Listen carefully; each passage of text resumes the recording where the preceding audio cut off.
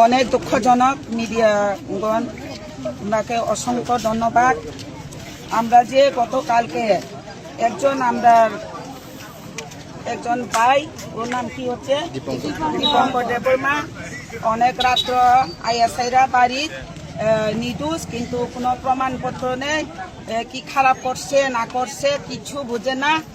এর মধ্যে বাড়িত আইএসআইরা অজিত দেববর্মা স্টাফ আইএসআইরা ওসি চাম্পার পিএসএর রাত্র বহুত 10টা-12টা ডাং না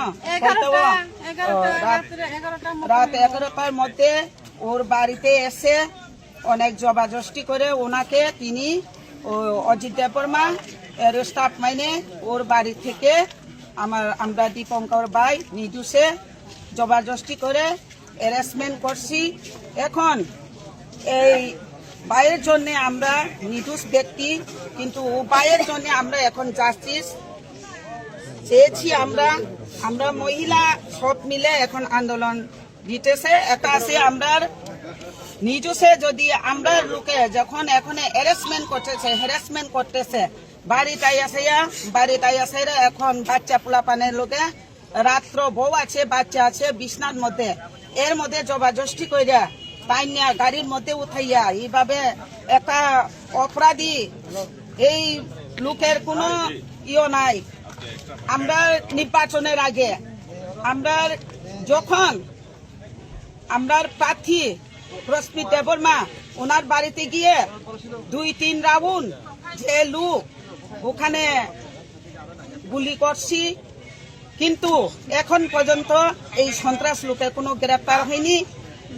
এর মধ্যে যদি আমরা লোকলে এইভাবে যদি বেনা দোষে তিনি একজন প্রশাসনের কোন লয়ারের অর্ডার দিছে, কিন্তু লয়ারের অর্ডার পাইরা সাইরা তিনি আমরা দীপঙ্কর ভাই কালকে রাত্রে গভীর রাত্রে হেরা পিএস আন্ডারের আমরা পিএস সাম্পাহর আন্ডারের পুলিশ অজিত দেববর্মা তিনি ওনাকে অনেক জবাজস্তি করে এখন বোধহয় এখন জেলে নি দিছে না কোর্টে দিছে, কিন্তু আমরা বুঝতাম পারছি না। কিন্তু এই রাত্রের মধ্যে আমরা যদি জানতাম আমরা মহিলা একসঙ্গে গিয়ে আমরা তো এখন চান আমরা চাম্পার পিএস যদি আমরা আওয়াজ না শুনে আমরা যদি জাস্টিস না দেয় এই ভাইয়ের আজকের দিনের মধ্যে যদি সাইডা না দেয় আমরা কঠোর আন্দোলনে যাইব।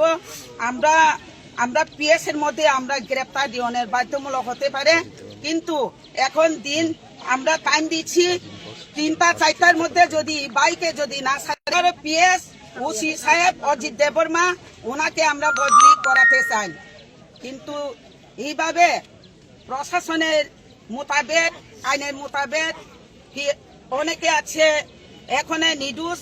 আমরা লোক তো অনেক বাড়ি ঘরে থাকি, অনেকে কাজ করি, রাস্তাঘাটে যাই, এইভাবে যদি আর একজন বাইরে যদি ধরে এই সময় জবাব দায়ী এই লোকেরা দায়ী হলো অজিত দেববর্মা।